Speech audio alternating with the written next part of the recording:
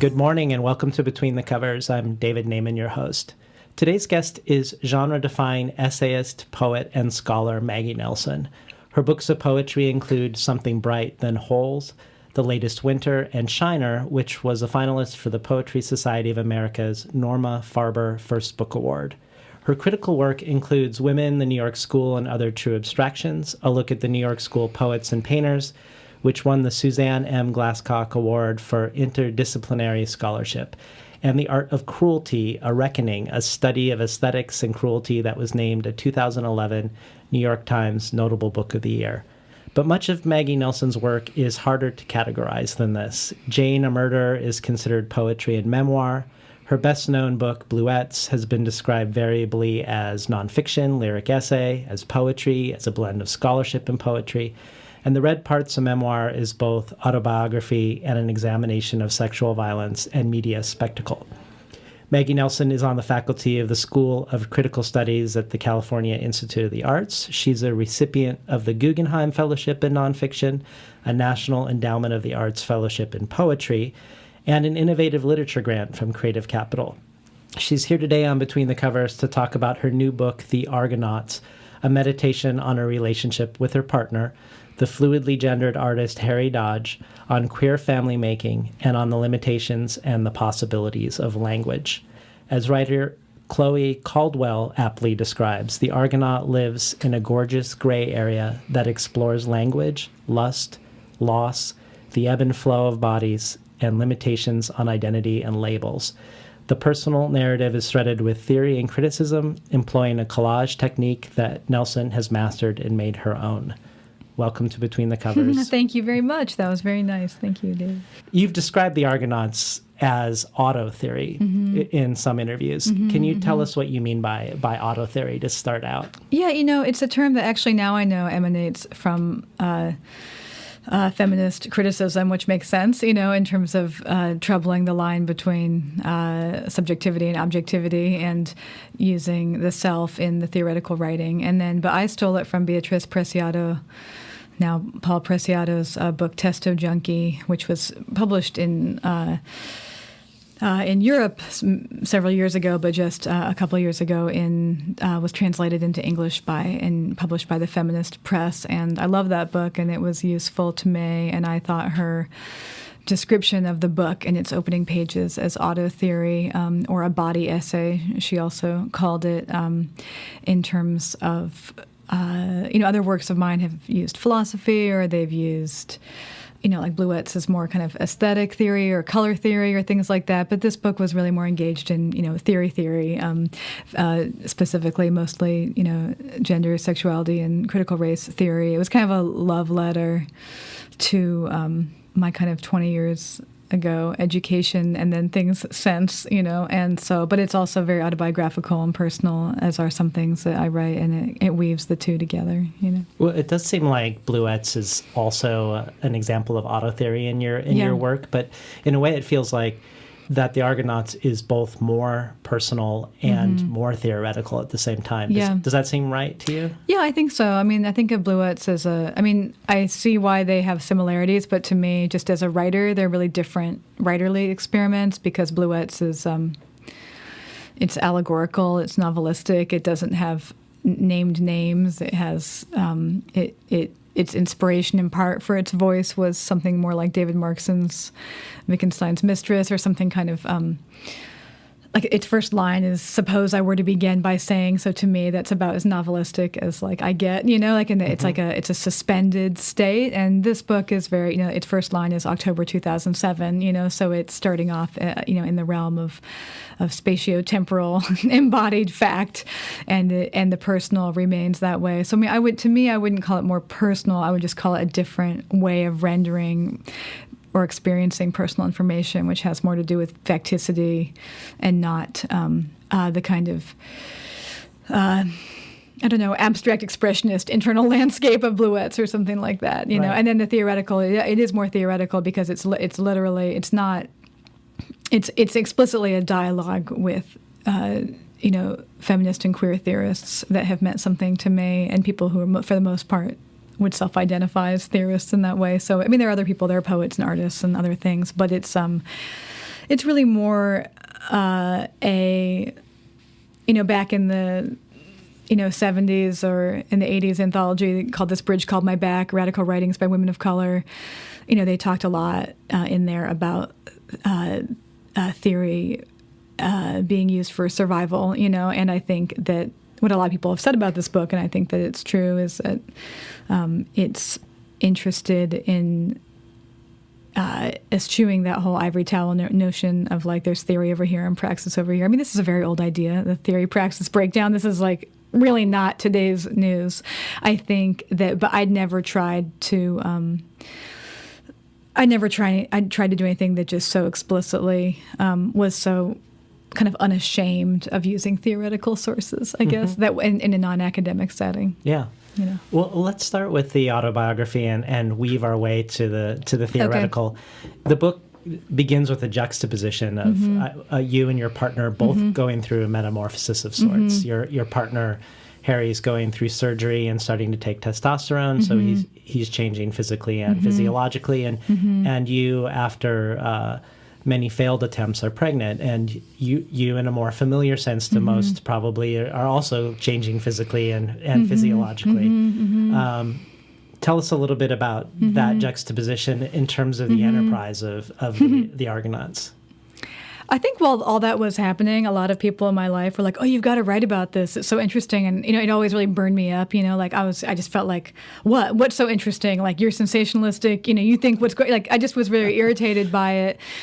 But under my irritation, of course, and I probably was so irritated because it was interesting. But I knew that since that was kind of like the, and it indeed has been used as the kind of sensationalist tagline about the book, that the book, in some ways, its raison d'etre became about, I can't get inside Harry's experience, but kind of trying to get underneath what the simplified headlines, are that are often incorrect about what, but what am I trying to say? That the way that either female, or in this case, something that might be called transgender experiences, very freely pontificated upon and dissected and criticized and critiqued or whatever from afar, but that there was a kind of internal experience of being inside bodies that I wanted to try and bear a certain kind of witness to, and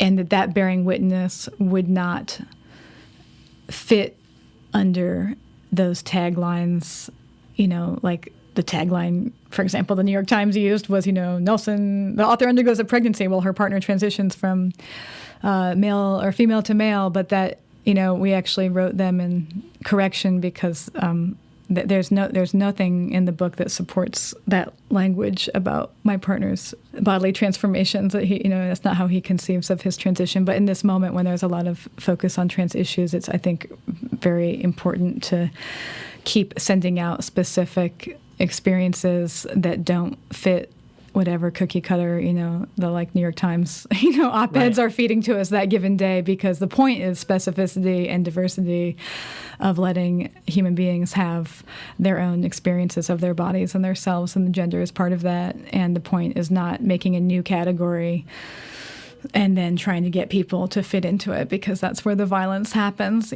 So I think in this case, and I should also say that Harry's body is not the only, it's the most obviously queer body to people who don't, maybe, from afar or something in the text, but also part of the book was, it's an exploration of the pregnant body as a queer body, or just the body as a queer experience, and just getting at non-normative, the fundamental weirdnesses of being alive in bodies, and that's something that everybody partakes in, rather than this being about special people undergoing special experiences, which is why in the kind of culminative passage about these two parallel metamorphoses, it says, from the outside it may have looked as though, your body was growing more and more male and mine more and more female, but from the inside, that's not how it felt. We were aging, we were bearing each other witness, and, as we were, growing alongside each other and, aging. I mean, it's kind of a punchline, but it's also,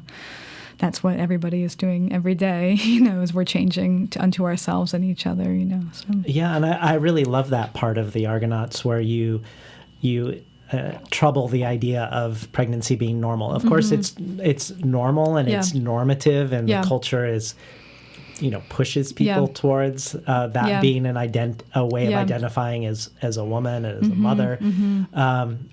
But you really defamiliarize it, and I love the part where you talk about how strange it is, as normal as it actually is, also that you could produce or manufacture a male body inside of a female body. Right. That was really. I mean, part of the book is, what do I want to say? Like, there are people who have said, like, how could you talk about growing a male body like that in a book that's all about troubling, gender binaries or something? But the book is not. How do I say it? There are a lot of moods or questions in the book, and in one mood, I may be meditating on what it's like to, be pregnant with or have a son. And in other moods, I may be, letting go of the notion of son or male altogether. There are different moods, and the narrator, of the book is a testifier to different questions, and different experiences. And the pregnancy question is deep because it's, I guess this gets at, before we were on the air and we were talking about the meaning of the word queer, and I think, you don't get at the meaning of that word by saying, like, is pregnancy queer or isn't it queer? Insofar as if the word means looking for the elements of experience, or for some maybe a political action or whatever it is, that don't, line up with all of the expectations that are policed as normativity, then really that has to do with, in some ways, as much of an interior experience of what you're undergoing as a human as it does as to what is told to you from the outside. So I think you could most certainly have a queer experience of your pregnancy, whether or not, you're never going to, no gavel is going to come down from on high to determine whether pregnancy actually really is essentially a queer thing to do. That would be preposterous kind of things to say. So there's a lot of questioning in the book about, where resistance and where change comes from, internally or externally, and how it gets enacted, and how to trouble also the line between, the transgressive and the normal, because I think people kind of torture themselves and or each other by trying to make those designations have content, as opposed to, for lack of a better term, revolutionary impulse. Well, while we're on this topic, and I can't remember whether this is from an interview I read of yours or was in the Argonauts, but there was you spoke to the term transgender, where you said yes, it could be considered a specific group of people, but another broader definition of transgender could include nearly everybody, even in certain circumstances, white, heteronormative men. So tell us about the troubling of that word, just sort of in the way that you did around queer. Well, it's hard to talk about that word right now, I think, because the word is in the process of kind of being disciplined.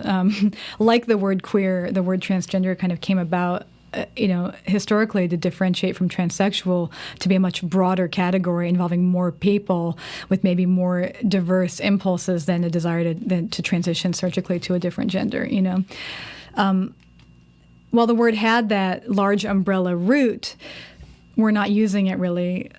We are a little bit, but we're going straight to Caitlyn Jenner, transgender person, and Caitlyn Jenner is not necessarily speaking. God bless her gender, whatever it is, but she's not necessarily speaking what might have been an original. I don't know. This is hard to get into. Anyway, it's a term that's undergoing a lot of disciplining right now, so I think it's difficult. I think what I was getting at, what you're talking about the term being broader, it's not. I would never want to.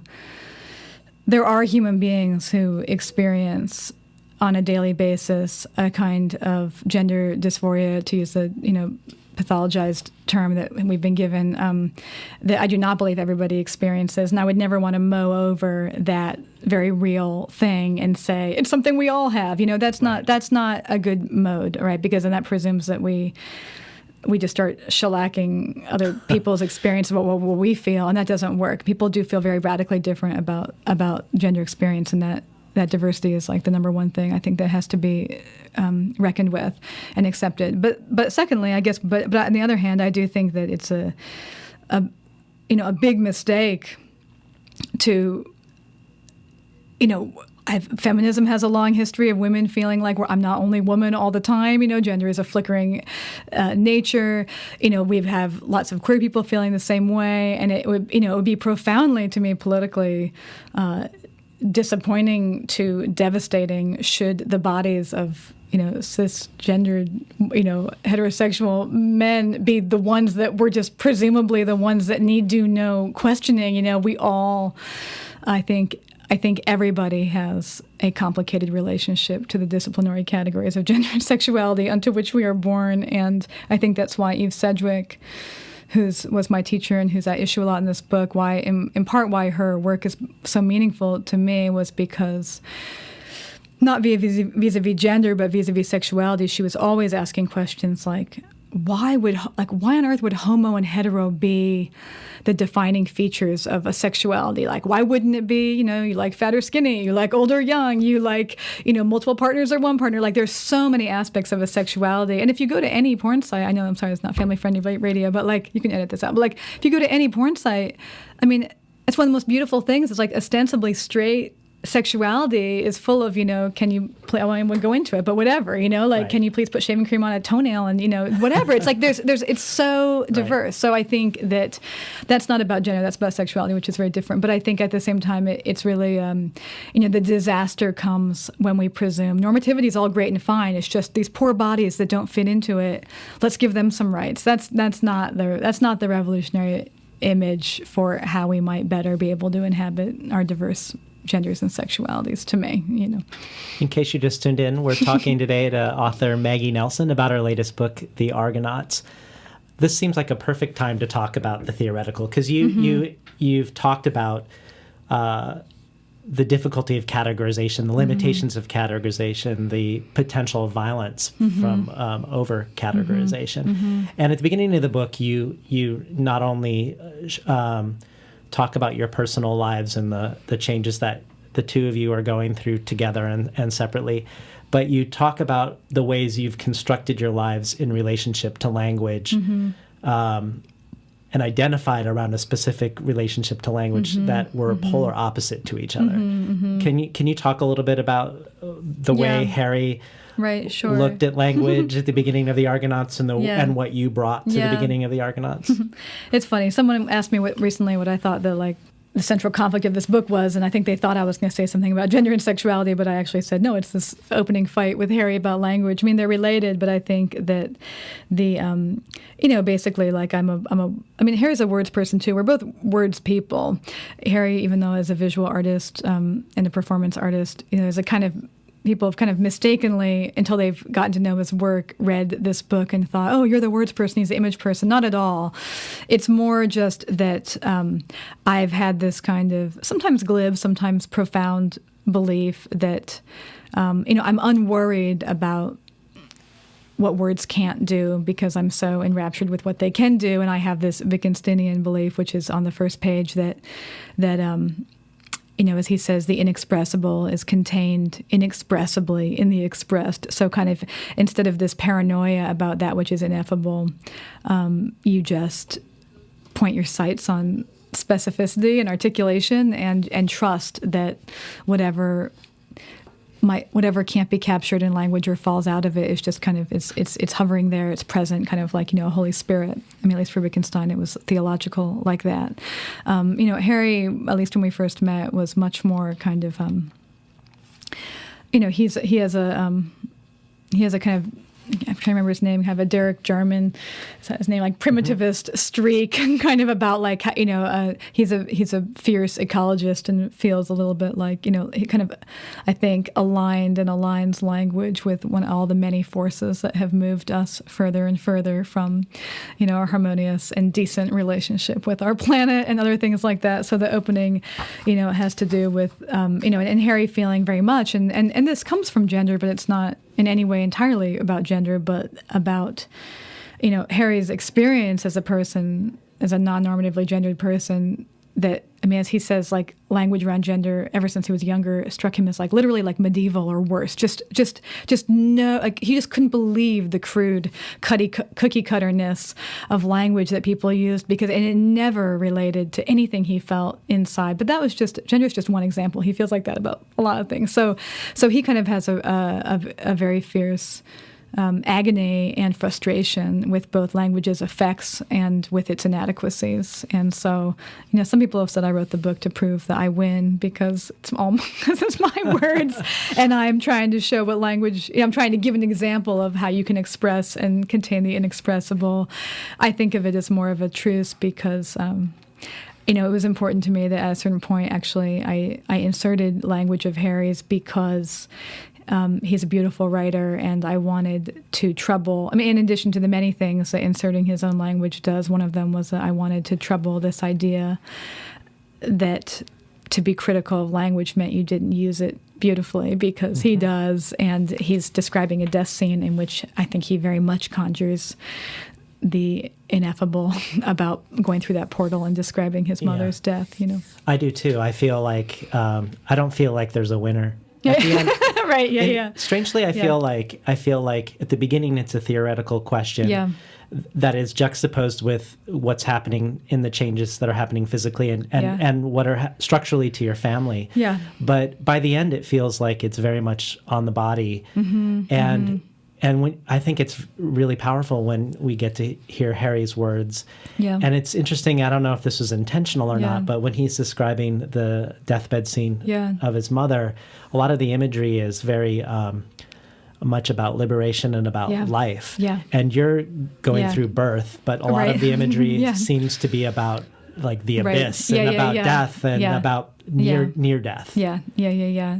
No one's pointed that out, but I think that's really true, and it's probably true of our natures in general, which is that I think that I'm describing that bursting as in what I'm calling like being in the pain cavern and this kind of harrowing solitude, and he's describing going out and looking at fireflies and a kind of dissemination, which is a very important concept to him about, I think he has a felt sense of where we come from cellularly that I struggle to have.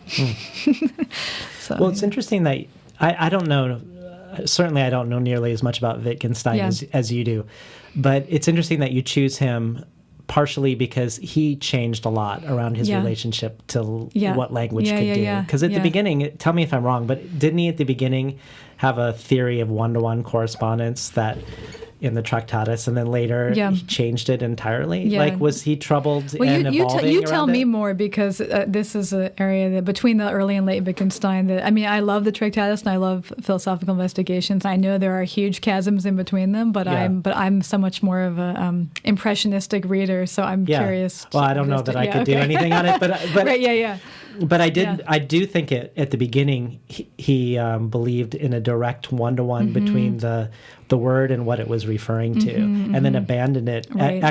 Called it the thoughts of a crazy person. Interesting. Later on. Interesting. Yeah. But this idea of distrust of language that Harry has, that goes way back in philosophy, doesn't it? I mean, I think even Plato was talking about how it distanced people. Oh yeah, absolutely. Yeah, I go through that in Bluets actually, because I'm talking about. I talk about the Socrates calling color pharmakon, but it was also a means of describing, language as that which is both, that which might cure us and that which harms us, the poison and the poison and the cure. And so I think in some ways it's the same concept at play via the Wittgenstein in this book as well. Yeah. Well, tell us a little bit about, you include Harry's words, but it's at one point you're concerned about what you ended up writing about. So you're writing about your family, both about your child who can't speak for himself, and about your partner who's private, and then you have your own issues around how much you want to reveal and how much you don't. And you consider briefly in the Argonauts in doing a enterprise of co-writing. Tell us about your you're leaning towards that, and then your retreat. Well, I didn't consider doing it in the Argonauts. I mean, I think some review I read said this book was like co-written or something, and I was like, oh no, it wasn't.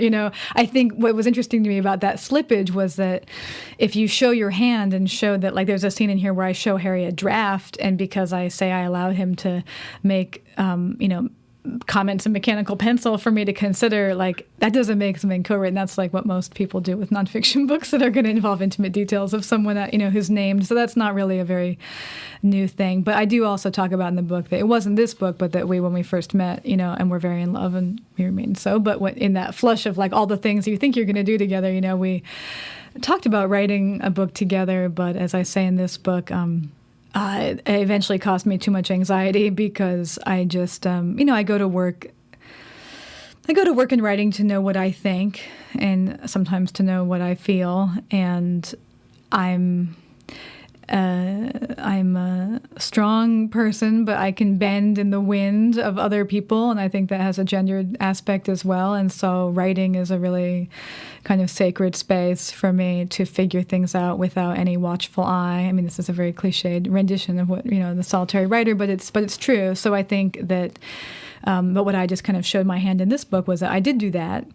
And then I also, let somebody else have some veto power over some parts, and that eventually, since the book is really about interdependence as a concept and as an ethics, I guess, it made sense to me to underscore those elements of its writing, and for that reason include Harry's words as well. I mean, I don't think I'm not heading towards more collaboration. Like, this was probably about as much as I could bear, but I felt as though, given the topicality, I mean, the topic of the book and their interdependence, it's about, obviously with Harry, it's about a relationship, but it's also about, a family, it's about gestation, it's about politics, it's about our general American disgust and distaste for people with needs, and the way we feminize the concept of having needs and taking care of them, and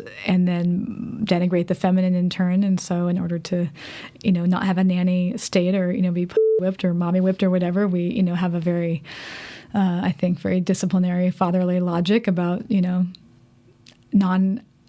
non-unconditional love and how you can get basic needs met, and all of that to me is fairly repugnant. So it doesn't mean that I'm imagining this is not a matriarchal fantasy about nurturance. It's actually, the book, I think, was meant to show, there's hardnesses and abjection and difficulty in the scenes of care, and some of the scenes of the book are about when, care fails, because care fails. We fail each other a lot, too, Well, I think that the fact that you invite Harry to read your first draft, and that we get to see that in process, and that you don't have the answers, you pose the questions, and we get to be on your shoulder as you trouble your way through the contradictions. It reminded me of when I had Leslie Jamison on. She quoted Charles D'Ambrosio, who said something like, sometimes the problem with an essay can become its subject. And it feels like you allow the actual concerns you have about the writing become part of the writing. In a way that is an asset to the writing, strangely. Does that make sense? Yeah, absolutely. I mean, I think that's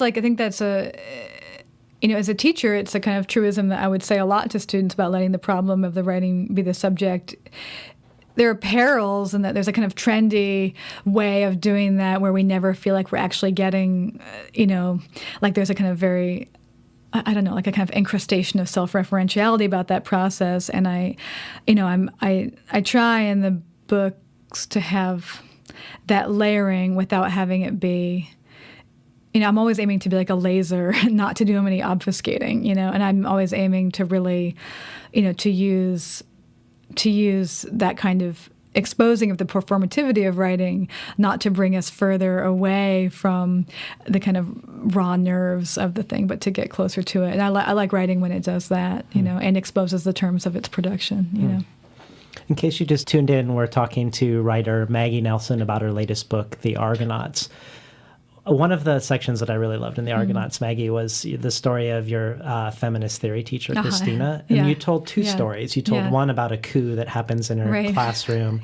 And then you tell another about her being your thesis advisor, even though she found aspects of your work. I don't know if you used the word repellent, I think I might have said repulsive. So could something like that. Could you touch on both of those incidents and what comes up from both of those? Well, the Christina Crosby, who was my feminist theory teacher and who's a dear friend of mine and who's actually my injured friend in Bluets, and she actually has a book coming out next year that I'll just plug for. I think it'll be called Body Undone. It's about her accident that left her in a quadriplegic. But she, at the point in the Argonauts that I'm writing about her, she is the two stories are.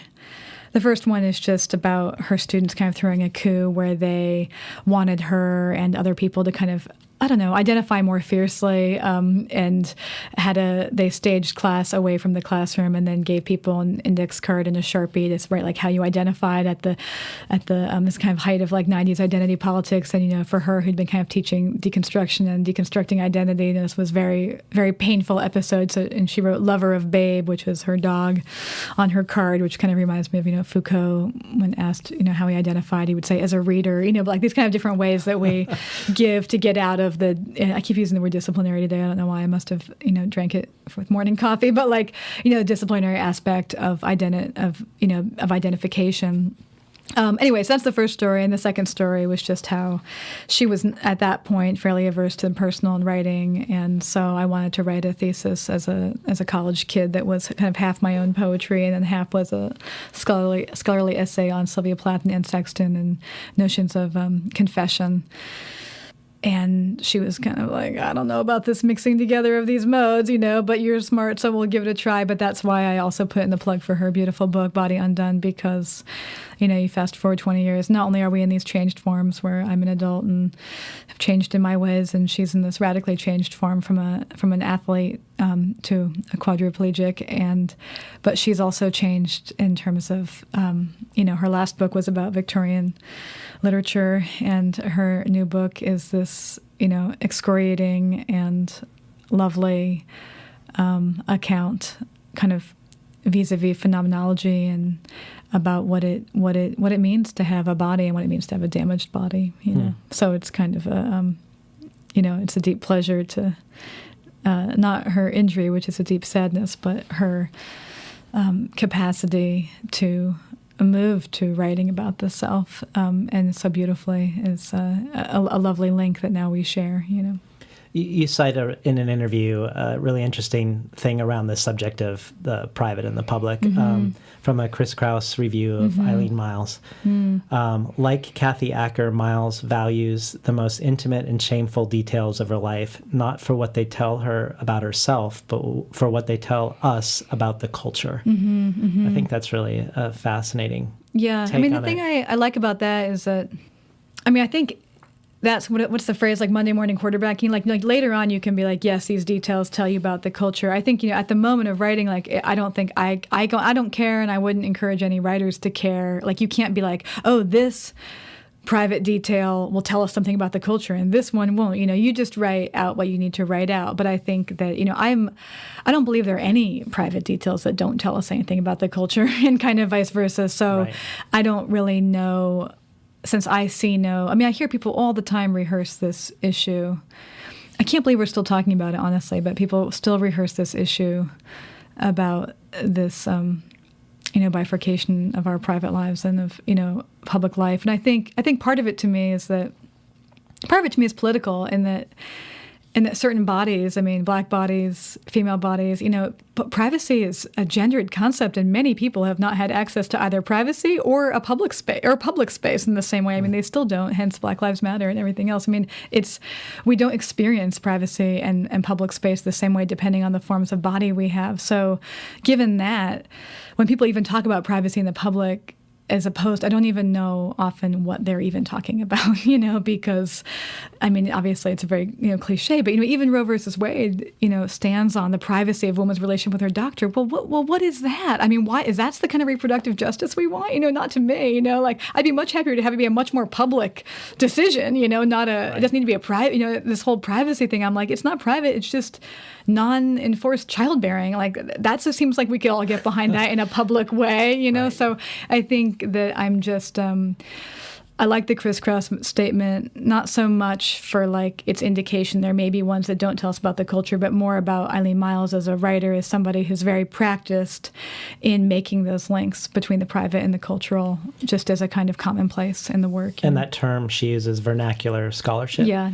That I think you do really, I really love the format, the materiality of the text in Argonauts in specific, the way that the quotes of these different thinkers are actually enmeshed seamlessly in the body of the text, just italicized, and you can look over and see who said it, or you can continue reading the text. It's this conversation that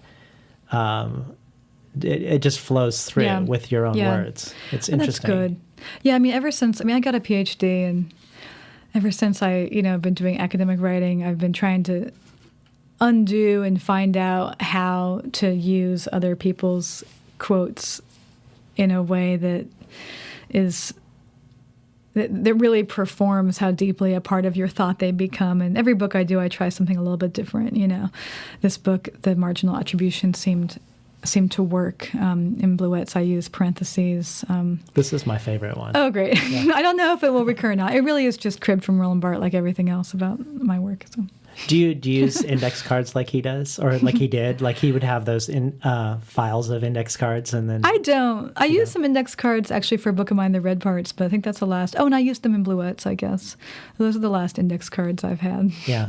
Well, what I really love about the vernacular scholarship is it's kind of like, when I was growing up and listening to an album of somebody, and I could read the liner notes and see who they learned how to play from, or who they were listening to. And then you could follow the family tree of the specific musician. And it would lead you had no idea where you'd be 3 steps from there. But you've really made transparent, it seems to me, a family tree. If we want to follow your thinking, it would be very easy to come up with 20, 30 books from here. Yeah, I mean, it always kills me when people say, like, so what were some of the inspirations for this book? I'm like, dude, have you read the book? Because, like, there are maybe some closet inspirations, but not really. I mean, the book is a record of its, it's in whatever you call it, autobiography, literaria. But I think that at the same time, this book in particular was very important that it be that way, because it's about, for lack of a better term, family, but it's about the different meanings of that word. And, in some ways, even though it's about, quote unquote, my family, my family is also my intellectual family. And that's why in some ways the book is called The Argonauts, because I wanted a word that was people and like a tribe doing something together. And there are so many heroes of mine that, that this book is, everybody from, I don't know, just Audre Lorde and to James Baldwin, to, you name it, they're all like in there. So I think it's like, it was important to me to kind of imagine this ship, ship of fools that we're all in at times together, In case you just tuned in, we're talking to writer Maggie Nelson about her latest book, The Argonauts. Well, I do think you reveal a lot of the family tree, but you also answered about some sources in an interview, in an article, and some of them were surprising. Like some were not surprising. Like you mentioned Susan Sontag as a touchstone, and James Baldwin, and I can see that in a lot of your work, actually. But then for this book, you mentioned someone that was surprising, and I'd be curious just to hear a little bit about Emerson. Is that what you're talking about? Yeah. Okay, yeah. Like I never thought of Emerson reading the Yeah, Argonauts. yeah. Tell us about Emerson. Oh, Emerson's all scattered all over my books. It's I think what happened with Emerson was that like everything in life, I attribute it to 2 great teachers of mine. One was Annie Dillard, who was my teacher early on, and who obviously is known as she married the Emerson biographer, who's also a lovely friend of mine, Bob Richardson. And And he's a biographer of Emerson, Thoreau, and William James. And then I had a teacher in graduate school, Jerome Richardson, who loved Emerson, and I took many, many, many, many semesters of a course called American Aesthetics that in many ways used kind of Jonathan Edwards, Emerson, this kind of mix between the natural and the theological swirl of a kind of branch of nonfiction writing that doesn't. I'm not. It's not sermons, and it's not. What are those essays of Emerson's? They're sermonistic, but they are.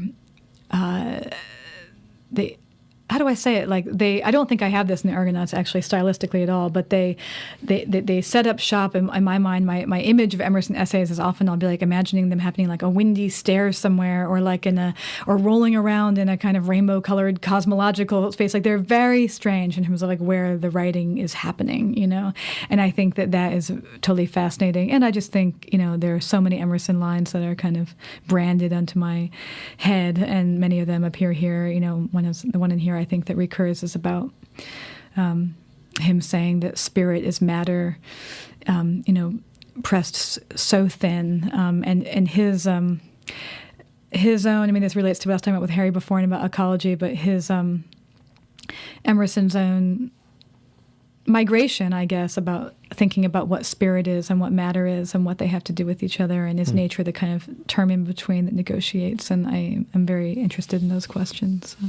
Well, let's continue on that thread of spirit and matter, because another question I have is around Buddhism, because it occurs in several of your books, and you've mentioned Chogyam Trungpa as one of the canon for you, as one of the canonical writers. Is it an influence on your writing? And part of the reason I ask is because you talk at one point about leaning on the writing of others and letting the writing of others haunt you. And the way you describe that often feels like it has a resonance with like a collective consciousness. And I wondered if that came from anything around Buddhism for you and your writing. I'm not a Buddhist. I'm a reader of Buddhist texts. Not a practicing Buddhist, although I've sat my share on the pillow. But I'm unaffiliated. But I think that in reading Buddhist texts of varying kind, and I am partial to the crazy wisdom of Chogyam Trungpa. Yeah. But I just find that Western thought gets involved in these knots that they seem very laughable sometimes when they are so quickly dispensed with when you read Buddhist texts. And I find, when I was writing about cruelty anything that poses these binaries that seem to flummox the heck out of us. They're just, when you understand the relationship of this kind of, non-duality. It sounds so cheesy, but it's just very true. So like if you're like in the cruelty book, The Art of Cruelty, I'm writing about this notion of like things having near enemies and far enemies as concepts, and and like compassion being a near enemy of cruelty, or these different, I don't know, like they're just all these different mappings and ways that to me are very, very useful of thinking of things like near and far enemies, or the unsurprise of having one thing appear where it seems banished, but of course it's also sharing roots. I don't know, so I think that there's a lot there, and I think that and then Roland Barthes, his whole book, The Neutral, which I really love, which is very much about picking third ways in between, under the kind of menacing pressure to take sides. But those third ways, this is being now echoed in a lot of anarchist Western writing. Specifically, I think a lot of like post-Occupy writing, when in that movement people were talking a lot about, it's so strange, they don't seem to be asking for anything, but to people who are kind of practitioners of this, it's like they're very clearly choosing a third way, and reflecting a lot of recent political writing about non-participation, changing the terms, refusing the terms that are offered to you, all these different things. So that to me has a very strong Buddhist element that I find as a critical thinker, it agitates some people who find my writing to be inconclusive.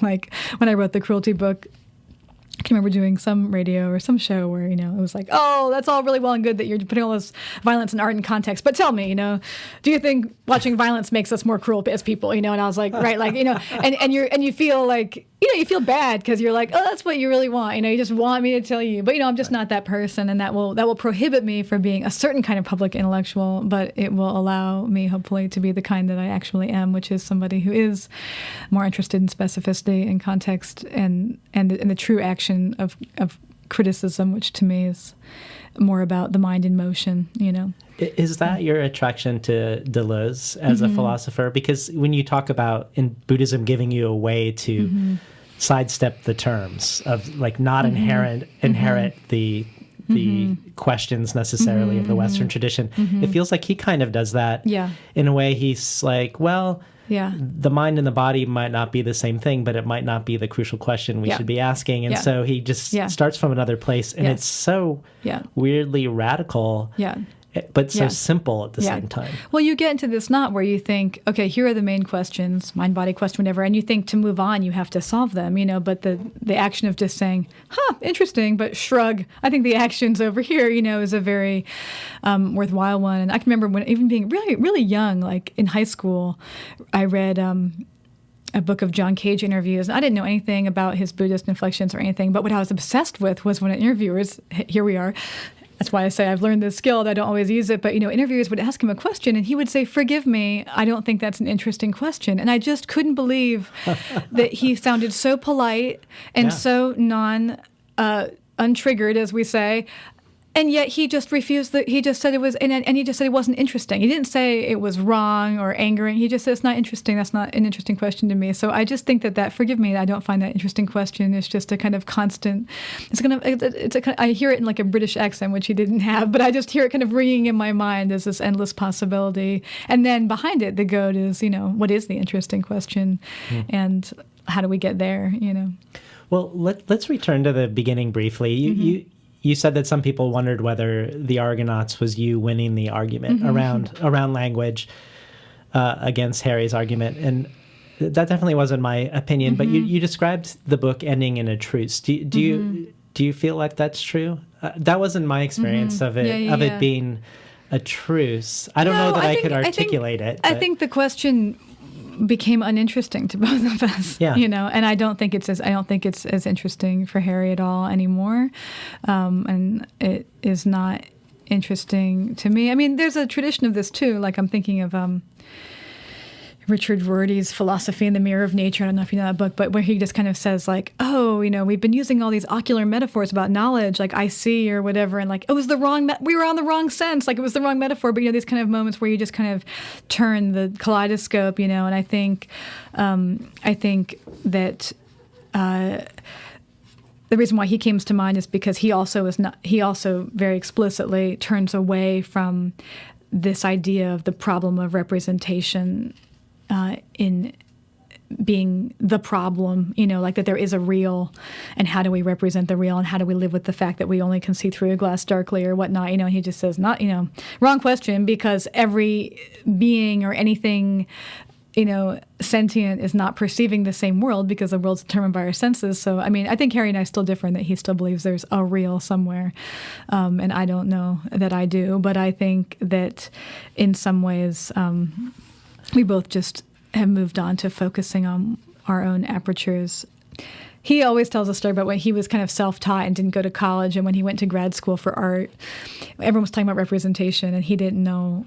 He thought they meant like political representation. He didn't know what they were talking about, but he actually held that confusion of not knowing if we were talking about political representation or like art representation, He actually held on to it for so long in a confusion but it kind of bloomed, and he has a drawing of an Elmer's glue bottle that says the Elmer's glue bottle is saying let no one represent you, and it's kind of funny because it's like saying like the objects of the world can't be represented, but it's also saying like don't let anyone speak for you. But I think that this book is in some ways that conversation about language. The book is not political about like the representation of the queer or the feminist or the trans subject, but there is, I think,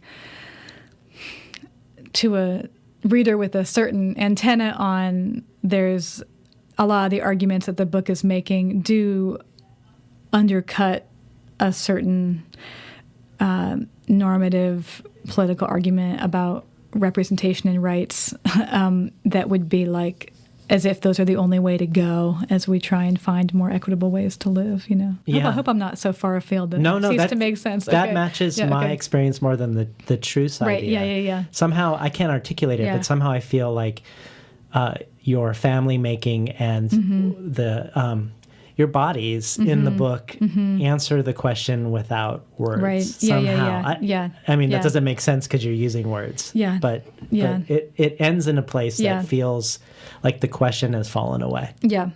Well, that's good. I hope so. I hope so. Well, can you Yeah. talk a little bit about what Harry's working on now, if you feel comfortable, and maybe if you have an inkling what your next project is? Well, Harry just had a big show in New York at his gallery Wall Space. It was all mostly sculpture and a video. And he's taking a break by trying to visit a lot of national parks and clear his mind and get let the wells fill up. I think that,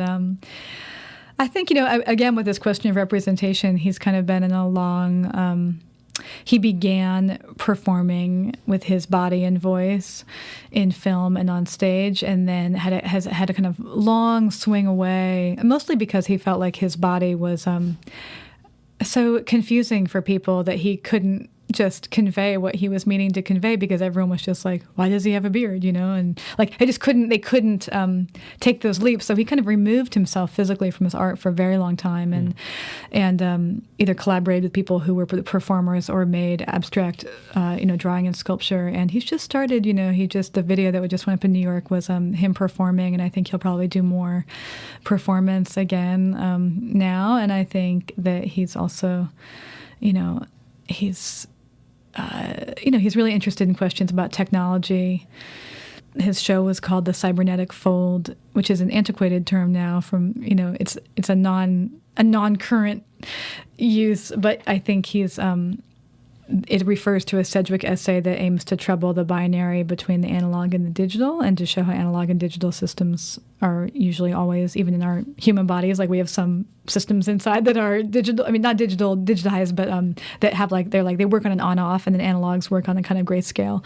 So he's very interested in those questions, and we'll probably keep making sculptures that try and attend to those physically and other work. And I don't know. This book interrupted a book that I wanted to write that was a more scholarly book about kind of the fate of emancipatory logics from the 60s to the present. I'm not sure if I'll go back to that, but as a kind of offshoot of that, I'm working on writing something about Carolee Schneemann, who's a performance artist and a visual artist and a filmmaker, who was also very interested in emancipatory practice. And I'm interested in whether or not it's a good thing in some ways that we've given up on a discourse about freedom and emancipation that is that the ways in which, especially if it's opposed to what I was previously saying about interdependency or dependency. But I'm worried for us as we shut down, as notions of freedom become increasingly tinny as we head into the next presidential cycle. And we'll hear a lot about freedom, and we're not going to hear about very many visions of life that to me seem very free. So I'm curious about working on those things. Well, I look forward to what comes next. Thank you. Thanks a lot. It was great having you on Between the Covers today, Maggie. Thank you so much. Yeah. We're talking today to author Maggie Nelson about her new book, The Argonauts. You've been listening to Between the Covers. I'm David Naiman, your host.